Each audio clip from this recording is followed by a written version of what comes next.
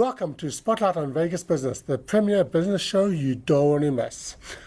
We have a very serious topic tonight. October 1, 2017, Las Vegas suffered a tremendous tragedy. I'm sure everybody remembers that, the shooting at Mandalay Bay at the Route 91 festival. Something like 20,000 people attended.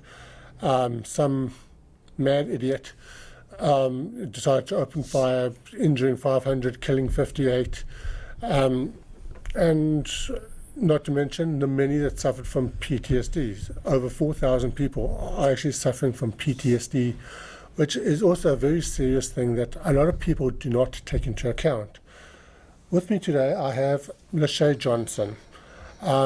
She is one of the survivors, and she was actually injured in the attack. And I just wanted to open up with briefly, just tell me what happened to you. And I know you were working that night, so just tell us your perspective of it. I worked all three nights. It was a 3-day concert, and it was a great concert, very well attended. Had a lot of fun Friday, Saturday, and Sunday until about 10-ish. So that night I was working the VIP neon booth, which is close to the Strip, Las Vegas Boulevard, if you will.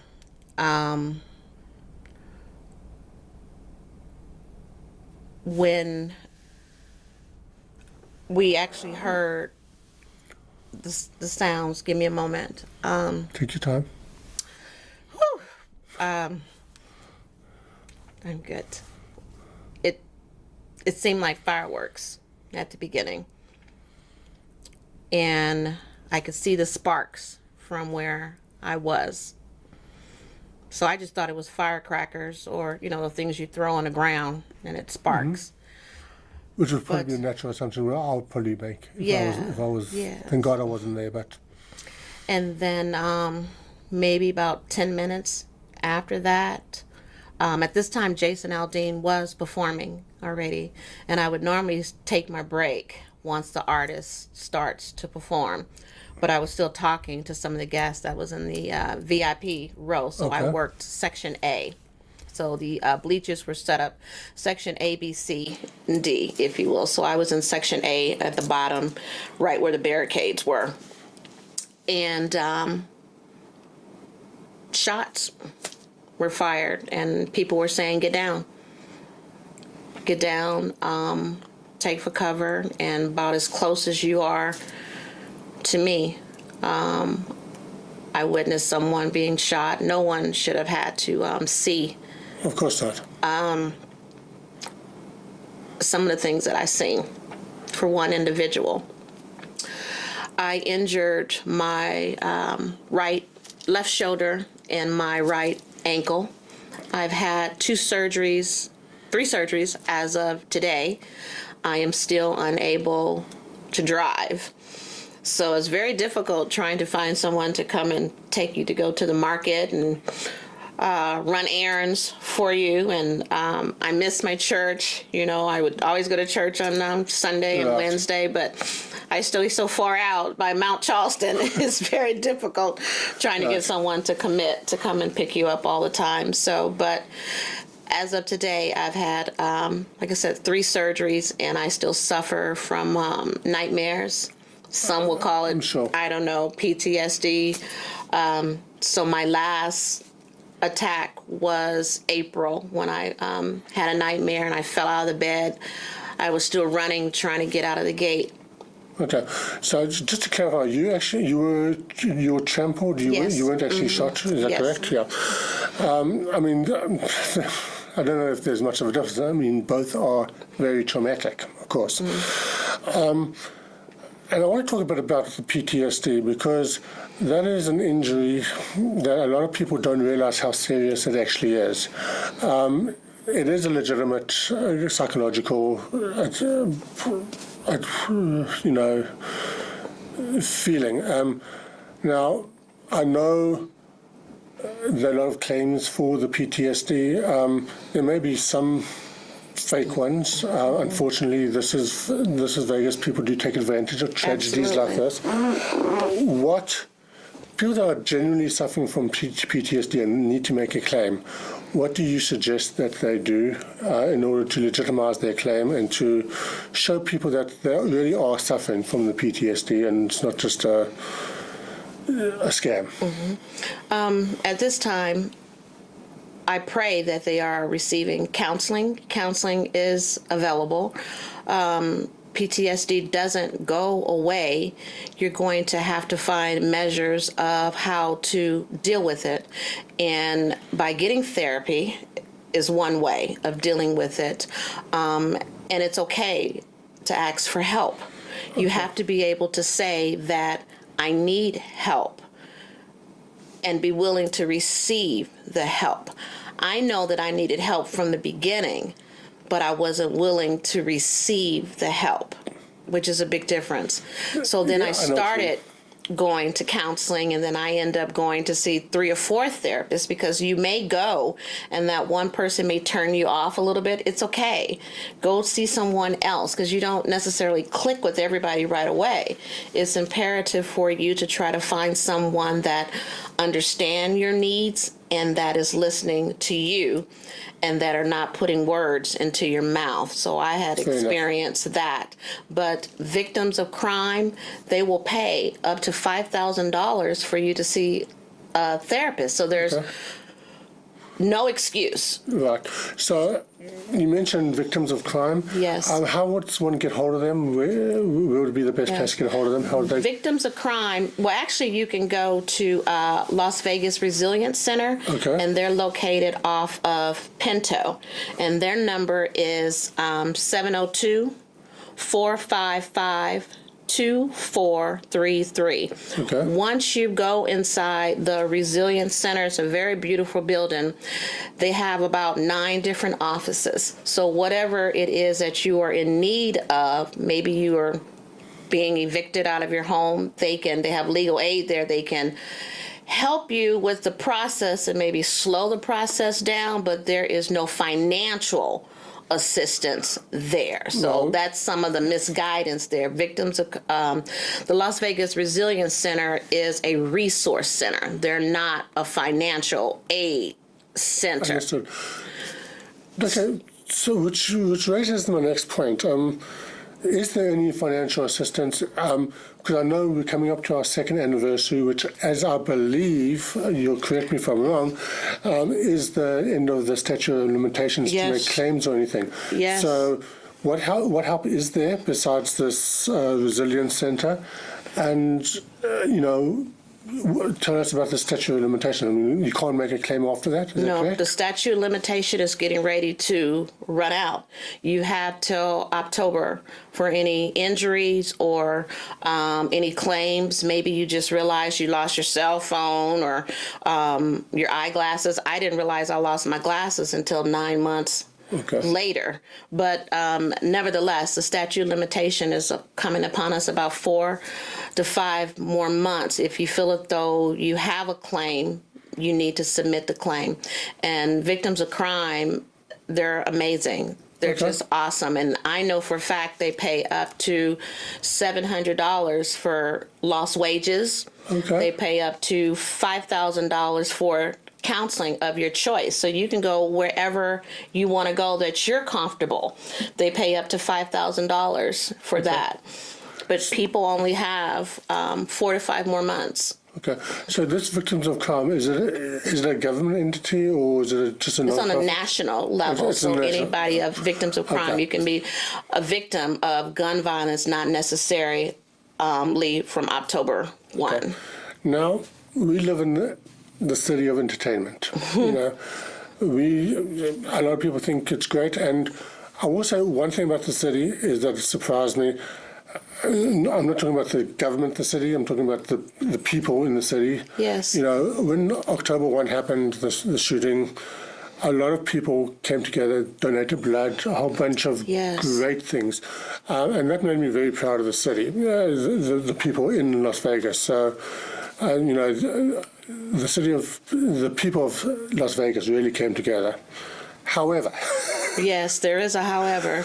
However, our city government, as you were telling me earlier, was not so forthcoming. Can you tell me a bit more about that and what you feel should be done? Absolutely. And thank you for bringing that up. We do live in a city basically that has we have so much going on right now with the Golden Knights, the Raider Stadium. This is the entertainment capital of the world. We have Janet Jackson, Bruno Mars, J-Lo, Cher, Elton John, just to name a few. But that day, when the city came together and was bringing food and donating blood, that's where Vegas Strong, hashtag Vegas Strong, came about. Absolutely. Then there was GoFundMe account that was set up. A lot of people did not qualify for the GoFundMe funds, but the city of Las Vegas thought, and we were up under the assumption, if we give into the GoFundMe funds, that is going to help people and it's going to help survivors. I was one of those people that thought. I have met so many people that say, did you get anything from GoFundMe? No, I did not. I did not personally get $1. And I know several people that were injured and shot and was not a recipient of that money. But near there, the bottom line is we are the entertainment capital of the world. And if we could get someone to open up a foundation to help Las Vegas residents, just take care of our own. Vegas normally take care of their own. So what I'm saying, and I'm making a plea to somebody to open up a foundation. Is this camera on? Because I want to look directly into this camera. Yes. We need someone that will step up to the plate with at least $500,000 or $1 million. If you have $5 to $10, $20 and you want to donate those funds to TRY, T-R-Y. That's TRY Trauma Yoga Recovery or Route 91. I am a recipient of both of those foundations. Route 91 Strong helped me save my house. They donated $2,000 to me from California. I received nothing from Las Vegas. Absolutely nothing. So we need someone that is capable financially with $500,000 or $1 million to start, and I will help you. I have opened up 2 foundations here in Las Vegas, so I know how to open up a foundation. Put the money together, let's open up a foundation and help Las Vegas residents. There's a lot of people that need help, but I'm concerned about my community, and I want to help my community. If we can just give them $1,000 or $2,000 to let them breathe for a month where their mortgage could be paid, car note can be paid, put some groceries in their refrigerator, that will go a long ways. If we just took $1 from a concert that's holding 5,000 people, that's $5,000. And that could be diverse to 5 different people. To me, the money is one thing. I mean, if somebody's donating money to help with those bills and all that, it goes much further than that, because then it gives that person the psychological go ahead to, knowing that there's somebody out there for them that's helping them out. Absolutely. It's more than just the money. It's more than just paying the bills. It's just that psychological ability to move forward. Yes. I think that's also a big part of it as well. A lot of people, I'm sure, are out there, especially those ones suffering from PTSD, that may feel that they're alone.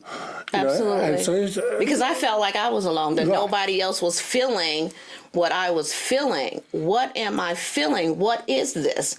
Until the therapist started putting a name with it, saying, Shey, this is what you have. And I'm like, what is that?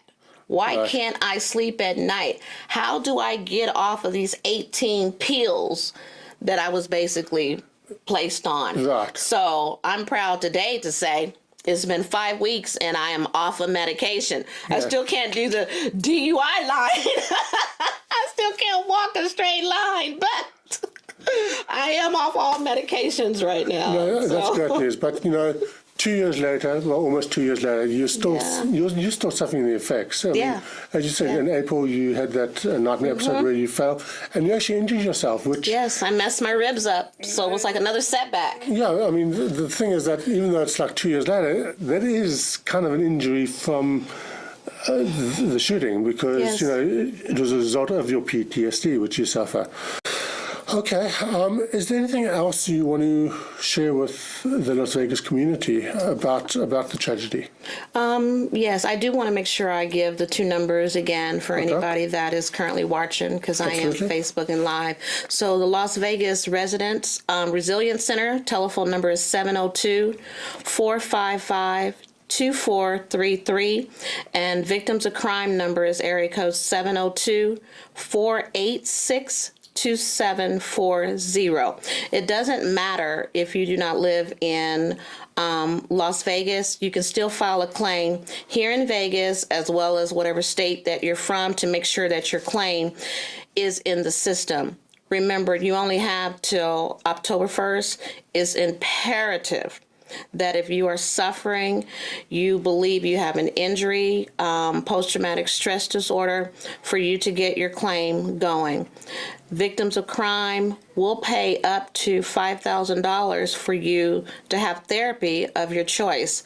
And then if you also go to the Vegas Resilience Center, there's therapy there. They're there to help you. If you need help, please get help.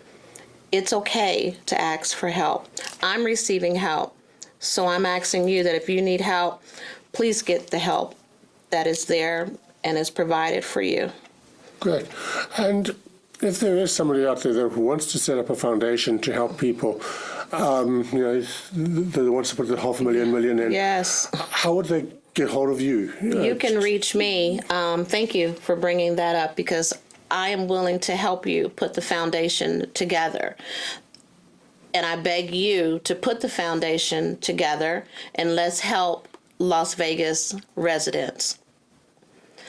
818-917-6306 is my telephone number, 818-917-6306.